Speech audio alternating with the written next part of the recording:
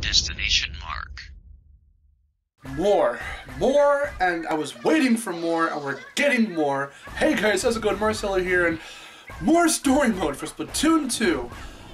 Yes, and it involves Octolings, and you can finally play as them. It's been so long, and everyone's been wanting to play as Octolings in Splatoon since the first one, and now we're finally getting it. So that's awesome.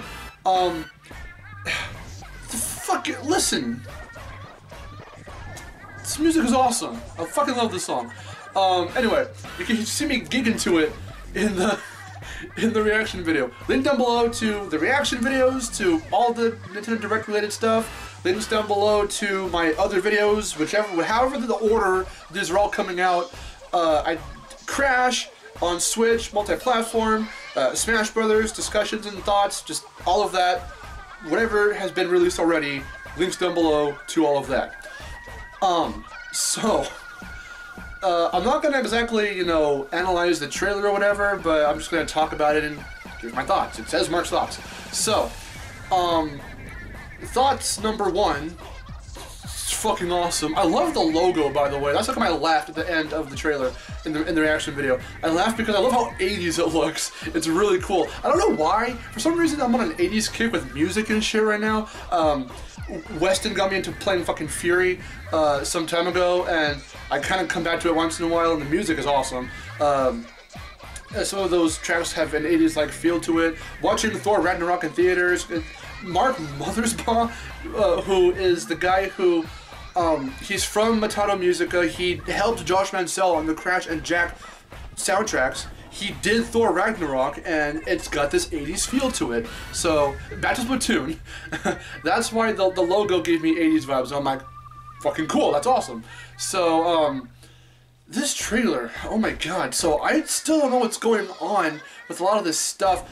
You got this Octoling girl who wakes up in the middle of this subway station, no recollection of anything, no memories, and she's walking down just into the train, into this long, it's just these shots of her just walking, and you're seeing Captain Cuttlefish and Pearl and Marina in different clothing, and all these other weird new dudes like a fucking blobfish and some kind of crab looking, I don't even know, I got it in my head, but I don't, if I can find an image, or else it's just gonna be the guy himself, I don't know. So, I've definitely seen him before, though, in pictures and shit about weird sea creatures. So, that guy's there, and, all these other weird characters, and then you see, an Inkling there as well. So, obviously, the Inklings will have some part to play in this story mode.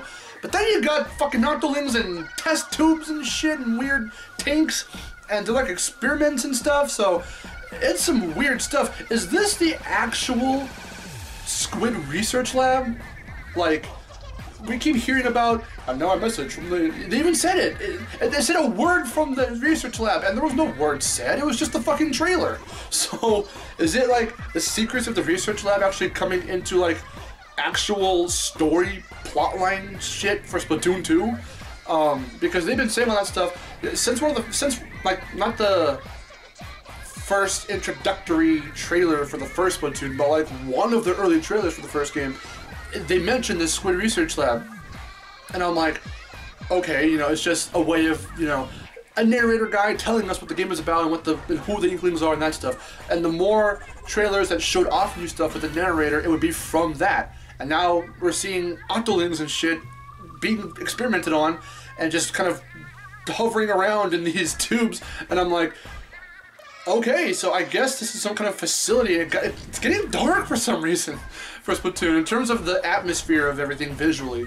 But what always struck me as odd after seeing that Marina is an Octoling and she's just kind of there with everyone, with all the Squid kids, I'm like, how is she just socially accepted into their,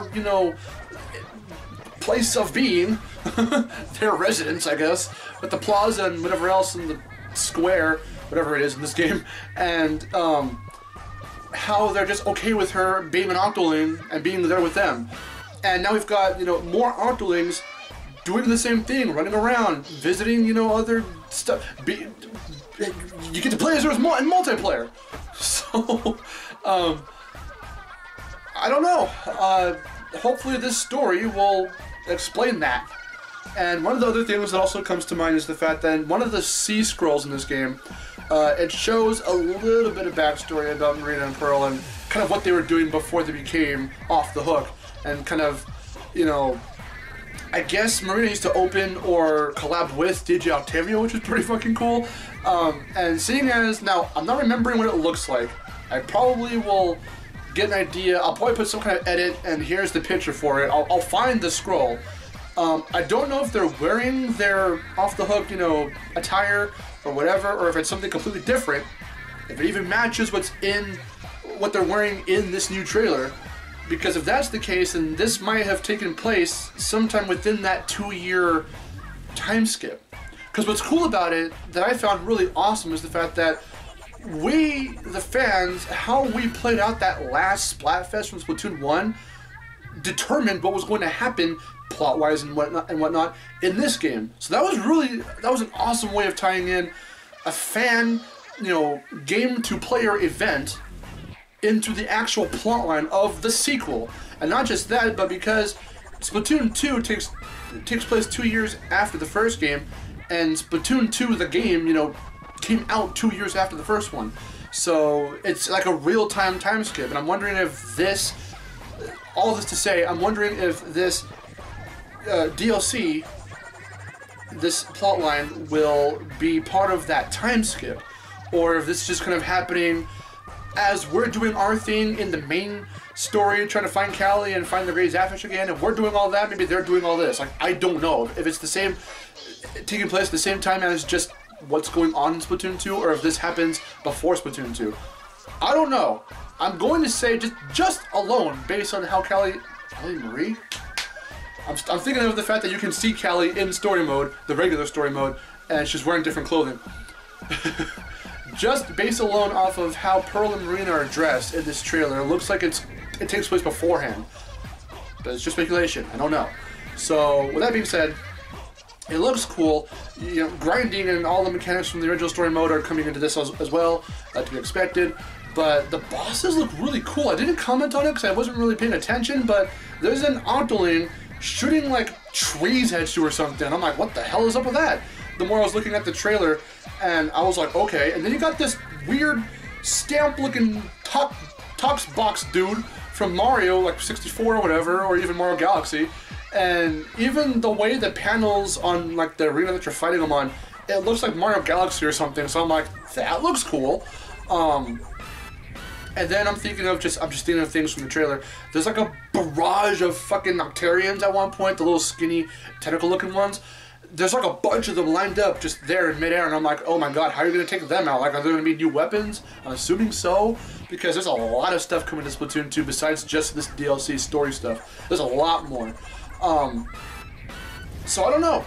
I just wanted to focus on this Octo Expansion because that's what got me really hyped. Story stuff, introducing playable Octolings. Like, I love story stuff in these kinds of games, and I know that these games are mainly there for, it's very much a modern game, people mainly play it, and Nintendo sadly designed it really only for online multiplayer, but I'm glad they added single player story, and that's the only real offline material we have, because let's be honest, local multiplayer is not that great in either of the games, but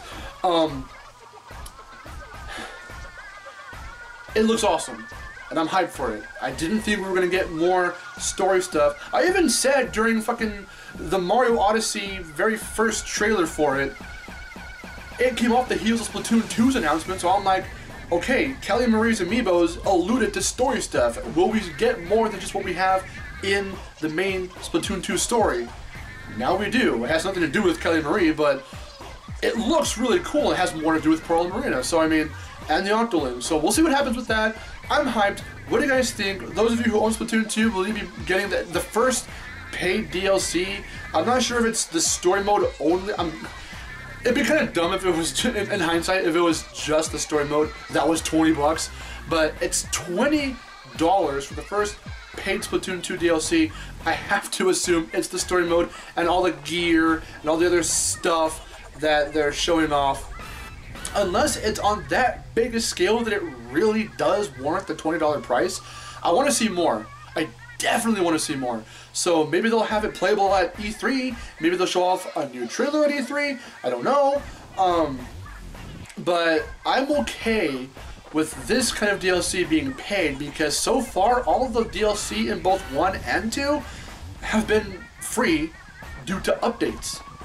You never had to pay for the DLC in Splatoon for either of the games. So with this being the first one, but with how much is happening with for what's coming with the DLC and what the content is, more story, like that's awesome. It's stuff us the players can benefit from. So I'm glad, and I'm willing to pay that. So yeah, what do you guys think? Let me know in the comments down below. I'm Marcelo. I'll see you guys later. Get hyped. Take care.